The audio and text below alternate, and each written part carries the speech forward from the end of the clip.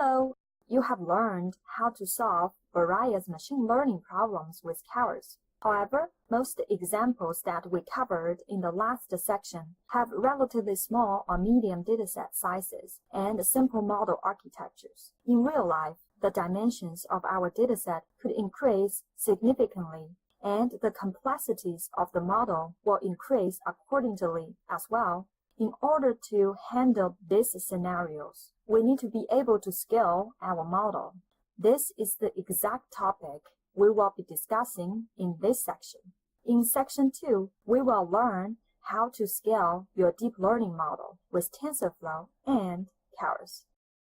First of all, let's look at this new deep learning library that we will be using in the section, TensorFlow. As for what we will be covering in the video, first, we will talk about what TensorFlow is, then why we use TensorFlow. After that, I will introduce some key concepts of TensorFlow. Eventually, we will go through a quick example to help you get started. The current trend shows that TensorFlow is one of the most widely used libraries for implementing machine learning and other algorithms using data flow graphs. Now, let's get started to uncover the reason why it is so popular and how to use it to solve our problems. So, what is TensorFlow? TensorFlow is a software library for numerical computation using data flow graph. As I mentioned in the first section of the course, each node in the graph represents a mathematical operation, and each edge represents the flow of the data from one node to another. Data in the graph is represented by tensors. Here are three main components of TensorFlow, like TensorFlow API, TensorBoard, and TensorFlow Serving, which is a library that facilitates easy deployment of the pre-trained TensorFlow model. As you probably can tell, the backbone of any TensorFlow program is going to be the graph. Now, let's take a close look at data flow graph. In data flow graph, computation is defined as a directed acyclic graph, which is designed to optimize an objective function. The reason we create graphs which are made of tensors and ops is that we can pass values to graph, and it can allow us to run our model in a distributed setting much easier. The graph will be sent to core tensor execution system, which is your runtime. Graph is compiled and optimized. Each TensorFlow graph node has attached gradient operation. TensorFlow can use the graph to compute the gradients automatically. Gradients with respect to parameters computed with the backpropagation. Now you have had a basic understanding of what TensorFlow and data flow graph are, but it still cannot solve the problem of why we should use TensorFlow instead of other similar libraries. Here are some very useful and interesting features that really can make TensorFlow stand out. One of the greatest properties of TensorFlow is its automatic differentiation capabilities, such as for neural net. This makes it much easier to implement backpropagation. TensorFlow is designed to be scalable across multiple computers, multiple CPUs and GPUs, and even TPUs. It allows users to make use of parallel computing to perform operations much faster. It offers an interactive visualization environment called TensorBoard, which is invaluable when used for debugging, checking model graph, and examining tensor values during and after training. Though TensorFlow was initially developed to solve machine learning problems, but the concept behind it is general enough to be applicable in a wide variety of algorithms. As what we mentioned in the first section, TensorFlow is backed by Google. The library is well documented and supported. Furthermore, an incredible community has developed around TensorFlow, and it's relatively easy to get support from informed members of the community and find resources on GitHub. There are a lot of other benefits like TensorFlow Serving, which is the system that allows companies to devote services and resources to machine learning, along with the support from Google Cloud that we will be learning in the next section. and supported. For it easy and scalable to train a complex model with massive datasets within relatively short amount of time, and it can work seamlessly with any TensorFlow programs. What's more, TensorFlow integrates very well with NumPy. Here, I want to show you an example in which you can translate the exact same operations written in NumPy to TensorFlow very easily. Refer to the NumPy code on the left side. We create two arrays with tf.zeros and tf.ones, and then sum them up with tf.reduceMean. Note that TensorFlow does require explicit evaluation. In other words, in order to check the explicit numerical result, we need to use tensor.eval, or we can run the tensor within a session to get its value. We can also check the shape of our tensor with tf.getShape or change its shape using tf.Reshape. Now, let's go through some important concepts of TensorFlow that are required before you get started writing TensorFlow programs. As what I mentioned earlier, data in TensorFlow is represented as tensors. Formally, tensors are multi-dimensional arrays mapped from vector spaces to the real numbers. Generally speaking, a scalar is a tensor, a vector is a tensor, and a matrix is a tensor. So in short, a tensor can be represented as a multi-dimensional array of numbers. In order to run the graph, we first need to instantiate tensors in TensorFlow. Here are three primary tensors that are created with either tf.placeholder, tf.constant, or tf.variable. Usually, the input of the data graph is instantiated as tf.placeholder, which are dummy nodes that provide entry points for data to flow into a computational graph. The data will be fed to placeholder within the session using feed-dict method. As what's shown in the example below, we can see that we have a variable x instantiated with tf.placeholder, and later we feed the NumPy array to variable x with feed-dict method within the session. As for tf.constant, it is a pretty straightforward concept. It creates a constant tensor. You can use this whenever you have a value that does not change through the execution of the code. Another very important concept in TensorFlow is tf.variable. For a machine learning model, we usually need a mechanism to save changing values over time. This is accomplished in TensorFlow with variable objects, which contain multiple tensor values that persist across multiple calls to session.run. Note that the variable constructor, tf.variable, requires an initial value for the variable, which can be a tensor of any type and shape. We can create our variable with other TensorFlow functions like tf.zeros or tf.randomNormal. Variables have to be initialized within session. Typically, this is done by passing in the tf.globalVariables initializer operation to session.run. As for the session object we just mentioned in the previous example, it is responsible for graph execution. A regular session can fetch values of multiple tensors in one step. It takes in three optional arguments like target, graph, and config.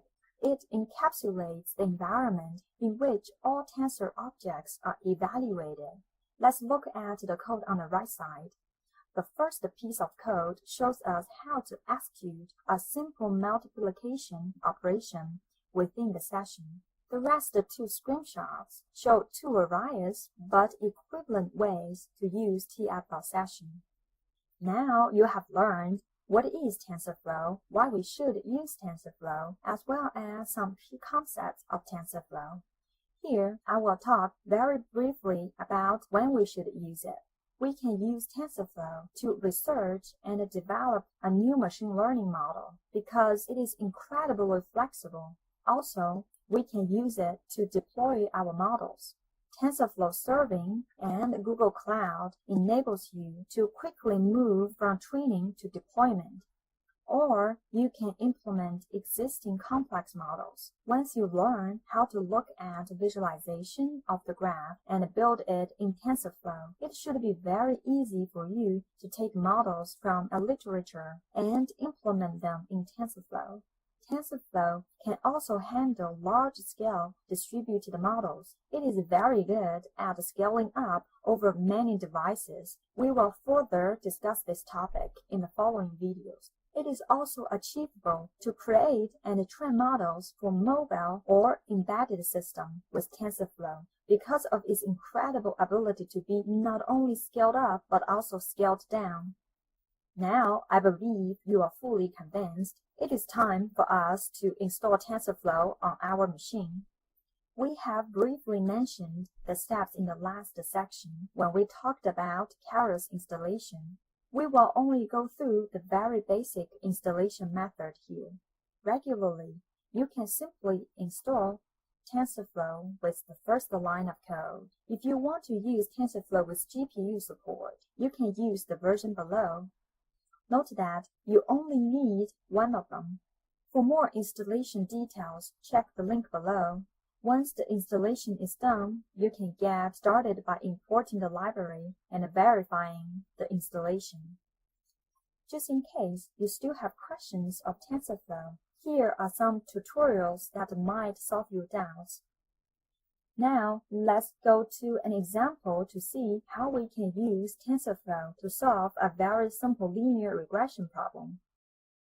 First, let's import our TensorFlow right here. For this example, we will also need some other libraries like NumPy, Matplotlib, as well as Seaborn for visualization purpose. You can check the version of your TensorFlow with this line of code. For this toy example, let's simulate some training data for our model. For input variable xtrain, we use np.linspace to create 100 evenly spaced numbers between -1 and 1. As for the response variable ytrain, it is proportional to the input variable, but with some added noises. After initialization, we can generate a scatter plot to visualize their relationship. You can see this fitting line in the graph, which demonstrates a strong linear relationship between x and y. Optionally, we can reshape our input data into the shape that we would like to feed into our computational graph. Here we are going to add one dimension to the array. Basically, it can allow us to flexibly change the batch size when needed, especially when you are using mini-batch gradient descent method to train your network. Then let's specify some model parameters here, like learning rate, which is set to 0.01, and training epochs, which is 300 here. If you are going to save your model, you should also specify the directory as what I am doing here. Next, let's get started to build our model.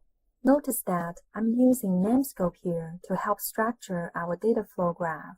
The benefit of Namescope may not be that obvious in this case, since we are working with a toy example containing very few nodes and small tensors. But in the real world, the models can contain dozens or hundreds of nodes and millions of parameters.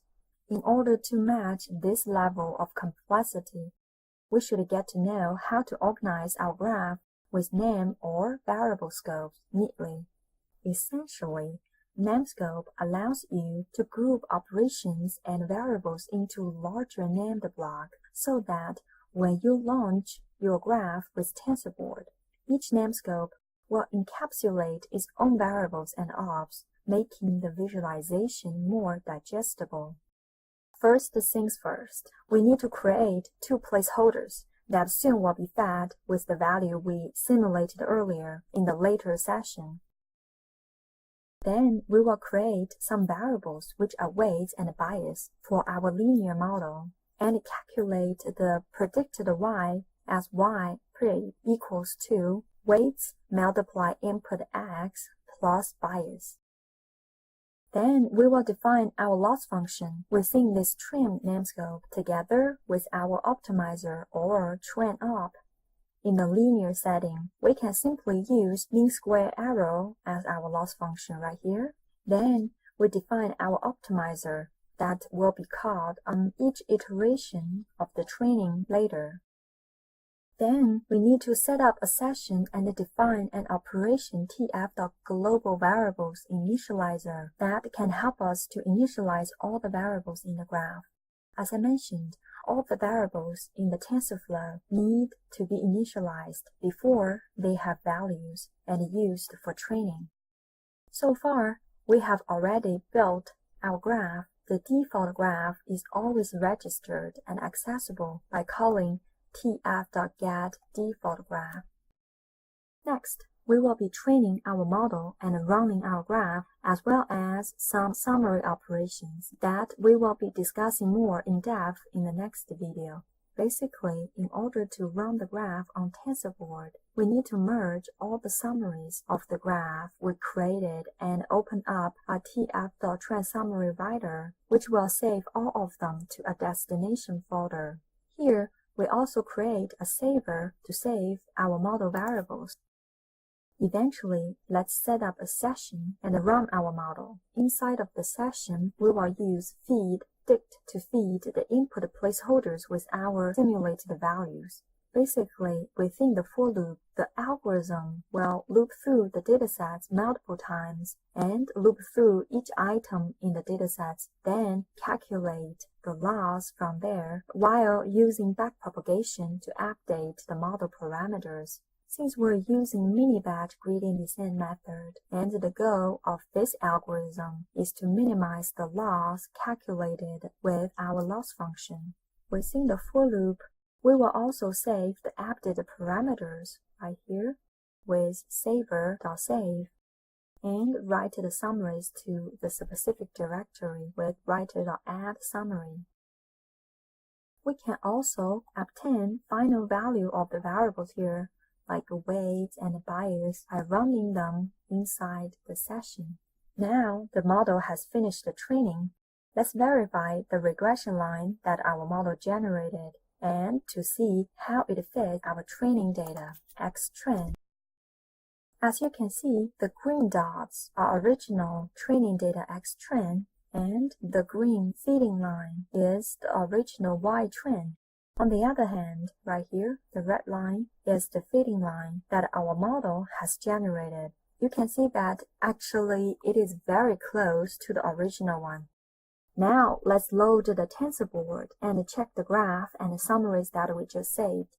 In order to get access to TensorBoard, we need to use this command line, TensorBoard. Input this into your terminal, then you can open a browser and use the link right here to find your TensorBoard. Here is localhost 6006. So here we are. Let's check our summaries on TensorBoard. First, let's check the scalar dashboard. Here we can find the model's loss. We can see that the loss is decreasing throughout the training session. Then let's check our graph.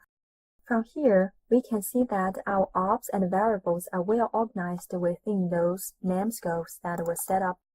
And also, we can verify if variables and operations are set up correctly. Right here, you can see we have two input placeholders, and we have weights and biases inside of linear regression namescope. And finally, we have a train namescope. In here, we are going to calculate the gradients. I will explain the rest of the details on this graph in the next video. Since we also set up histogram summaries and distribution summaries for our bias, weights, and predicted y, we can find them right here in these two tabs.